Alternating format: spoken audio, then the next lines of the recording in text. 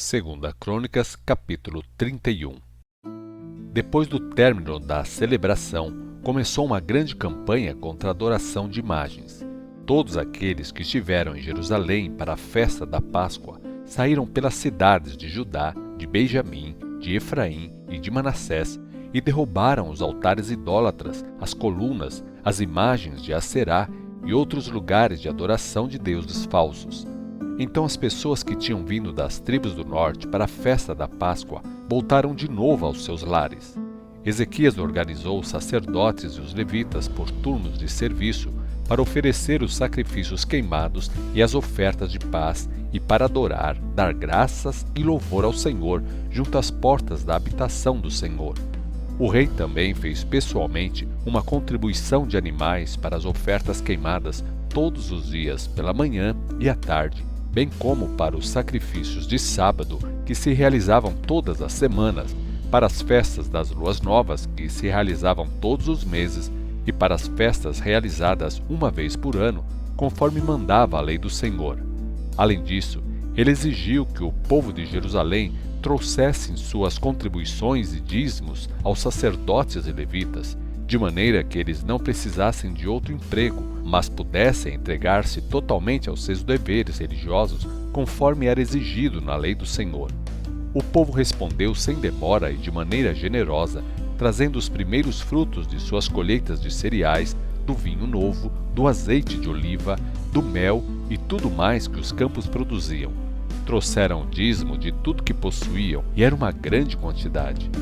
Os habitantes de Israel e de Judá, que moravam nas cidades de Judá, também trouxeram o dízimo de seu gado e de suas ovelhas e das coisas consagradas ao Senhor. Empilharam tudo em grandes montões. Começaram a amontoar as ofertas no terceiro mês e terminaram no sétimo. Quando Ezequias e seus oficiais viram essas enormes pilhas de ofertas, bendizeram o Senhor e abençoaram Israel, o seu povo. De onde veio tudo isso? Perguntou Ezequias aos sacerdotes e aos levitas.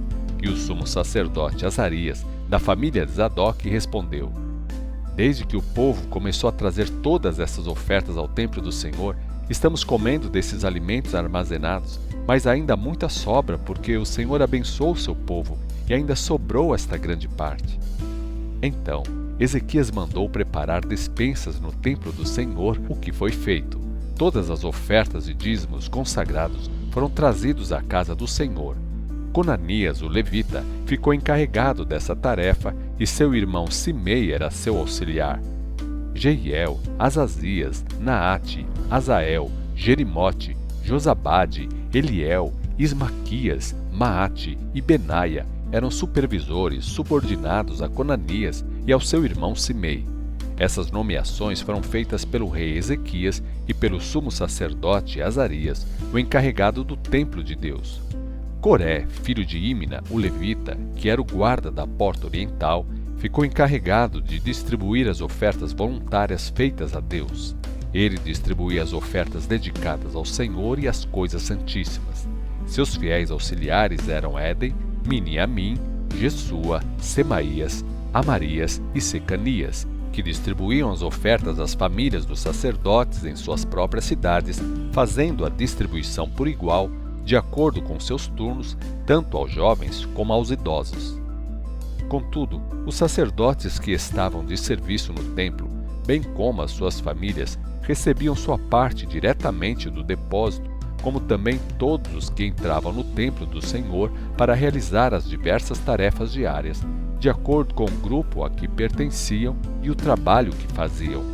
Os sacerdotes estavam inscritos nos registros genealógicos de acordo com as suas famílias, e os levitas de 20 anos de idade para cima estavam registrados sob os nomes de seus turnos de trabalho e suas responsabilidades. Nas listas também estavam os nomes das mulheres, dos filhos e filhas, isto é, da família inteira, pois os sacerdotes e os levitas tinham sido consagrados e estavam preparados para fazer o seu trabalho sagrado. Um dos sacerdotes, descendentes de Arão, era indicado em cada uma das cidades dos sacerdotes e nas terras de pastagens ao redor das cidades para distribuir alimento e outras ofertas a todos os sacerdotes daquela região e a todos os levitas que estavam registrados. Deste modo, Ezequias controlou a distribuição em todo Judá, fazendo o que era justo e direito perante o Senhor, o seu Deus. Ele se esforçou de todo o coração no serviço do templo de Deus e na obediência à lei e aos mandamentos, e por isso teve bom êxito. 2 Crônicas, capítulo 32. Passado algum tempo, depois desse bom trabalho do rei Ezequias, Senaqueribe, rei da Síria, invadiu Judá e cercou as cidades fortificadas para tomá-las. Quando ficou claro que Senaqueribe tinha intenções de atacar Jerusalém, Ezequias reuniu seus oficiais e comandantes do conselho de guerra para decidir sobre a ideia de fechar a passagem das águas das fontes que havia fora da cidade, e eles concordaram. Assim, eles organizaram uma enorme equipe de trabalho para fechar as fontes de águas e o riacho que atravessava os campos. Por que deveria o rei da Síria vir e encontrar essa água? Perguntavam. Então Ezequias deixou ainda mais forte as suas defesas, reparando os trechos onde o muro estava quebrado e acrescentando posições de grande resistência, além de construir outro muro por fora do primeiro. Também reforçou o forte de Milo na cidade de Davi e fabricou muitas armas e escudos. Formou um exército e nomeou oficiais e os reuniu na praça junto à porta da cidade, animando-os com essas palavras: Sejam fortes e valentes. Não tenham medo nem desanimem diante do rei da Síria ou do seu poderoso exército, porque há alguém que está conosco e que é muito mais poderoso do que ele. O rei da Síria conta apenas com seu mero poder humano, enquanto conosco está o Senhor, o nosso Deus, para lutar as nossas batalhas. E o povo sentiu-se encorajado com o que Ezequias, rei de Judá, disse. Então, Senaqueribe, rei da Síria, enquanto cercava a cidade de Laques, mandou representantes com esta mensagem ao rei Ezequias e aos moradores de Jerusalém. Senaqueribe, rei da Síria, pergunta: Em que vocês baseiam a sua confiança para poderem resistir ao meu cerco de Jerusalém? O rei Ezequias está tentando convencer vocês, dizendo: O Senhor, o nosso Deus, nos salvará das mãos do rei da Síria? Ele os está enganando para que morram de fome e de sede. Vocês não reconhecem que foi o próprio Ezequias quem destruiu todos os altares desses deuses e ordenou a Judá e a Jerusalém: vocês devem usar somente um altar e queimar incenso somente neste altar? Vocês não reconhecem que eu e os outros reis da Síria antes de mim sempre vencemos qualquer nação que atacamos? Os deuses daquelas nações não puderam fazer nada para salvar as suas terras. De todos os deuses das nações que os meus antepassados destruíram, qual deles pôde resistir com sucesso ao nosso ataque? O que é que faz vocês pensarem que o seu Deus pode ajudá-los? Portanto, não deixem Ezequias enganar vocês desta maneira. Não acreditem nele e não se deixem convencer. E digo de novo, nenhum Deus de nenhuma nação foi capaz de salvar o seu povo das minhas mãos, ou das mãos dos meus antepassados, e muito menos o Deus de vocês conseguirá livrá-los das minhas mãos. Dessa maneira, os representantes de Senaqueribe zombaram de Deus, o Senhor, e de Ezequias, servo de Deus.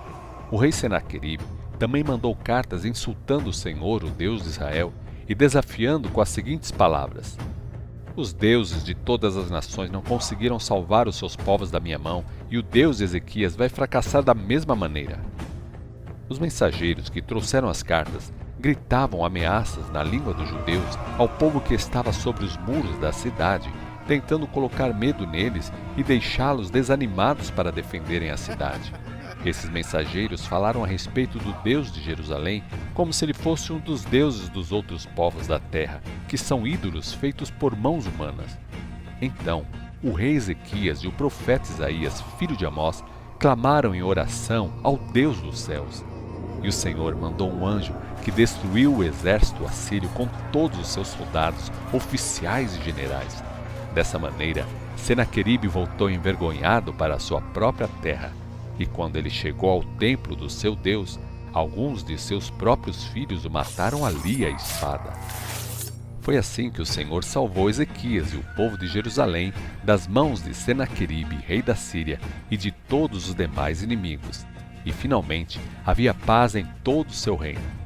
Muitos chegavam a Jerusalém trazendo ofertas para o Senhor e presentes valiosos para o rei Ezequias, rei de Judá. Daquela ocasião em diante, o rei Ezequias se tornou muito respeitado entre as nações vizinhas. Mas naquele tempo, Ezequias ficou muito doente ao ponto de morrer. Então ele orou ao Senhor e lhe respondeu com um milagre.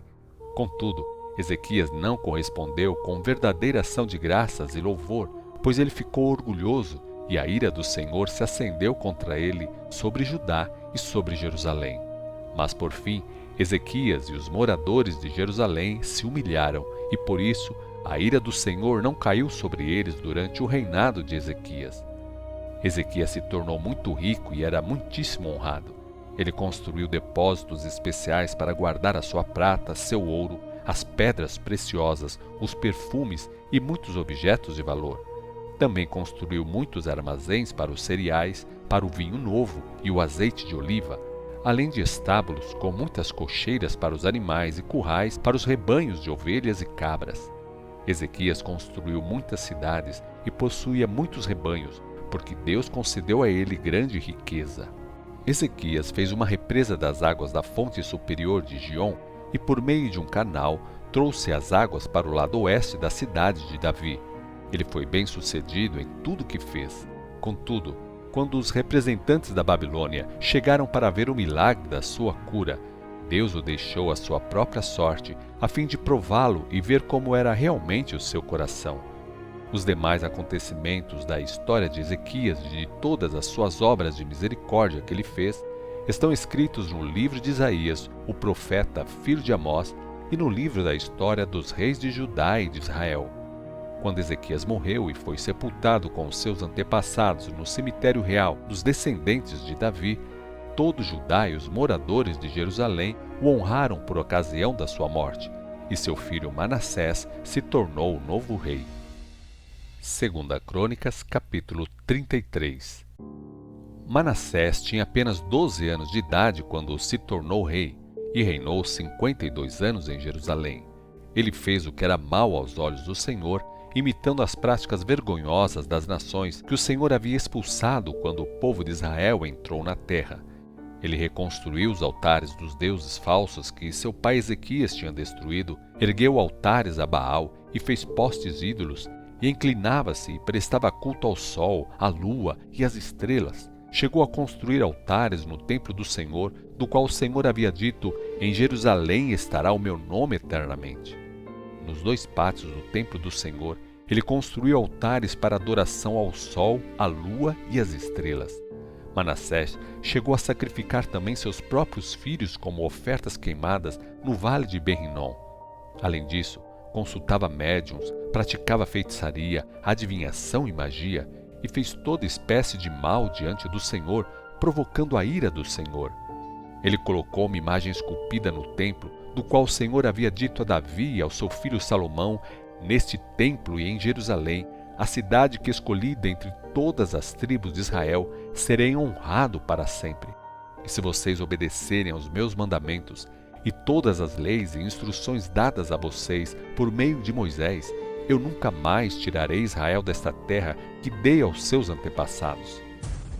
Manassés, porém, estimulou o povo de Judá e de Jerusalém a praticar o mal, a ponto de fazerem coisas piores do que as nações que o Senhor havia expulsado quando Israel entrou na terra.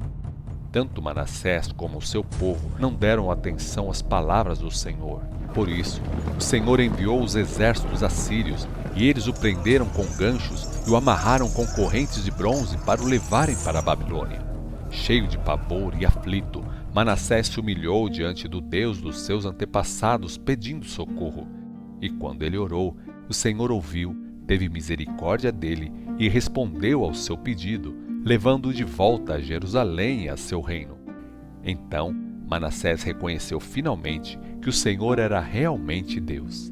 Depois disso, ele reconstruiu o muro de fora da cidade de Davi e o muro do lado oeste da fonte de Giom, no vale de Cedron e até a porta do Peixe, e ao redor da colina de Ofel, onde o muro foi construído muito alto. Colocou comandantes do seu exército em todas as cidades fortificadas de Judá. Manassés também retirou os deuses estranhos e a imagem que ele havia colocado no templo e despedaçou os altares que ele havia construído na colina do templo e os altares que estavam em Jerusalém. jogou tudo para fora da cidade. Depois, reconstruiu o altar do Senhor e ofereceu sacrifícios sobre ele, sacrifícios de paz e ofertas de ações de graças, e exigiu que o povo de Judá adorasse o Senhor, o Deus de Israel. Contudo, o povo ainda oferecia sacrifícios nos altares dos montes, mas somente ao Senhor, o seu Deus. Os demais acontecimentos do reinado de Manassés, sua oração a Deus e a resposta do Senhor de Israel por meio dos profetas estão escritos no livro da história dos reis de Israel. A oração que ele fez, a maneira como Deus respondeu e um relato de seus pecados e erros, inclusive uma lista dos lugares onde construiu altares idólatras nas montanhas e ergueu postes sagrados e ídolos de escultura, isto antes de humilhar-se, tudo isso está registrado no livro dos profetas. Manassés morreu e foi sepultado em sua propriedade, e seu filho Amon se tornou o novo rei. Amon tinha 22 anos de idade quando começou a reinar em Jerusalém, mas seu reinado durou apenas 2 anos. Ele fez o que era mal perante os olhos do Senhor, à semelhança de seu pai Manassés, porque Amon sacrificou a todos os ídolos que Manassés havia feito, porém não mudou de atitude, humilhando-se como seu pai. Em vez disso, transgredia cada vez mais. Por fim, seus próprios oficiais conspiraram contra ele e o assassinaram no seu palácio. Mas o povo de Judá matou todos aqueles que o assassinaram e declarou seu filho Josias o novo rei.